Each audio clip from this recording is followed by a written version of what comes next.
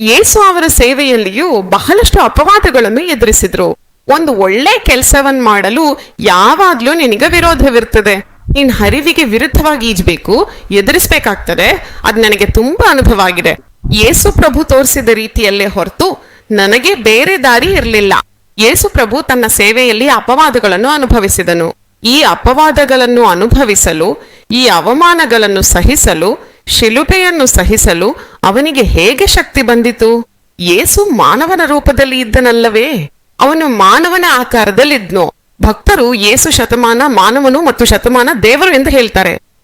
ಆದ್ರೆ ನನಗೆ ಈ ಸೂತ್ರ ಪವಿತ್ರ ಗ್ರಂಥದಿಂದ ದೊರಕಿತು.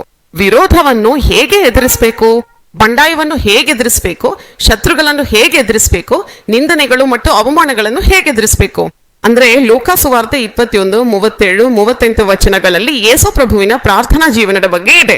ಅವರು ಪ್ರತಿದಿನವೂ ಹಗಲು ದೇವಾಲಯದಲ್ಲಿ ಬೋಧಿಸ್ತಾ ರಾತ್ರಿ ಸಮಯದಲ್ಲಿ ಒಲಿವಿನ ಬೆಟ್ಟಕ್ಕೆ ಹೋಗಿ ಕಾಲವನ್ನ ಕಳೆಯುತ್ತಿದ್ರು. ಜನರೆಲ್ಲರೂ ಅವರ ಮಾತು ಕೇಳಲು ದೇವಾಲಯದಲ್ಲಿ ಅವರ ಬಳಿಗೆ ಬೆಳಿಗ್ಗೆ ಬರ್ತಿದ್ರು. ಅಂದ್ರೆ ಪ್ರಾರ್ಥನೆ ಅವರ ಯಶಸ್ಸಿನ ರಹಸ್ಯವಾಗಿದ್ದ. ಅವರು ಪ್ರಾರ್ಥನೆ ಮಾಡ್ತಿದ್ರು, ಒಂಟಿಯಾಗಿ ಏಕಾಂತದಲ್ಲಿ ತಂದೆಯೊಂದಿಗೆ ಸಂಬಂಧ ಹೊಂದಿದ್ರು. ಅವ್ರ ಮಾತುಗಳನ್ನ ಕೇಳಲು ಜನಸಮೂಹವೇ ಗುಂಪಾಗಿ ಬರ್ತಿದ್ದಂತೆ. ಅಂದ್ರೆ ಅವರ ಮಾತುಗಳಲ್ಲಿ ಅಷ್ಟು ಶಕ್ತಿ ಇತ್ತು. ಆದುದರಿಂದ ಯಹೂದ್ಯರು, ಪರಿಸಯ್ಯರು, ಶಾಸ್ತ್ರಿಗಳು, ಸದ್ದುಕಯ್ಯರು ಇವರೆಲ್ಲರೂ ವಿರೋಧ ಪಕ್ಷವಾಗಿದ್ರು. ಇವರು ಹಾಕುವ ನಿಂದನೆಗಳು, ಅವಮಾನಗಳು, ತಿರಸ್ಕಾರ ಇವೆಲ್ಲವನ್ನು ಸಹಿಸಲು ದೇವರು, ತಂದೆಯಾದ ದೇವರು ಅವನಿಗೆ ಶಕ್ತಿಯನ್ನು ನೀಡುತ್ತಿದ್ದನು.